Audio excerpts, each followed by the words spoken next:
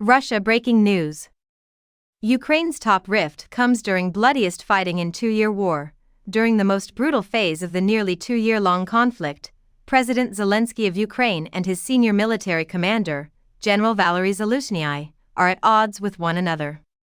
Russian forces are suffering 1,000 losses daily as they undertake a winter attack while Ukrainian forces are on the defense.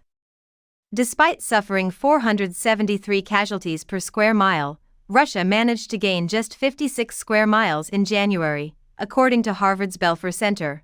President Putin, far from this blood-stained terrain, is directing his generals to advance while keeping an eye on both the home and foreign audiences. Prior to the Russian vote for a fifth six-year term in office on March 15, he demands military victories to deliver to the Russian people on February 24, the second anniversary of the conflict, and on the weekend of March 15. His overall time in the Kremlin would surpass Stalin's. Those in the West who support Ukraine make up the second group. Amidst claims of Ukraine fatigue, the EU last week authorized $54 billion in assistance for Ukraine. All but one of the F-16 fighter jets owned by the Netherlands, Belgium, and Denmark will be transferred to Ukraine this year, but in the United States, a small group of Republican senators is blocking $60 billion in relief.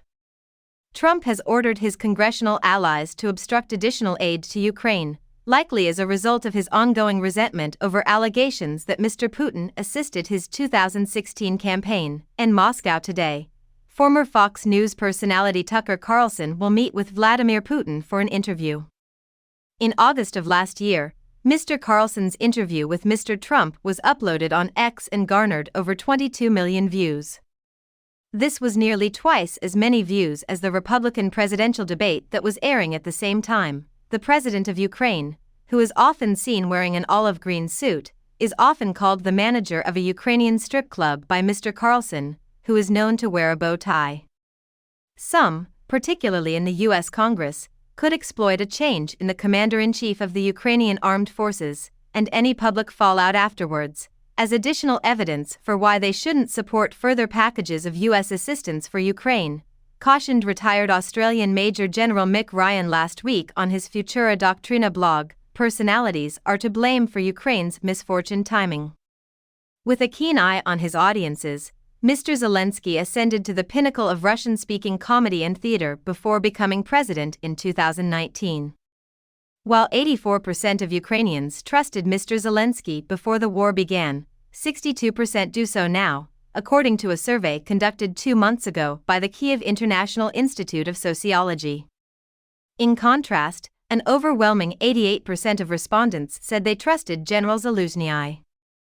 The principal architect of the Soviet triumph in World War II, Marshal Zhukov, was deported to Odessa in 1946 by Stalin due to jealousy. Additionally, there are variations in policy. They remember how, in the midst of the Korean War in 1951, President Truman fired General MacArthur. The usage of the phrase stalemate by General Zaluzhnyi in an interview with The Economist last October is the source of contention in modern-day Ukraine. The general has asked for an additional 500,000 troops to help repel Russia's 1 million-strong army in 2024, and this has caused a schism. The political cost is evidently a concern for Mr. Zelensky, since an amended law is making its way slowly through Ukraine's parliament, the Rada. General Zaluzhnyi allegedly thinks the president isn't doing enough to secure vital military aid from Western nations. A serious lack of artillery shells causes it along the 600-mile front line.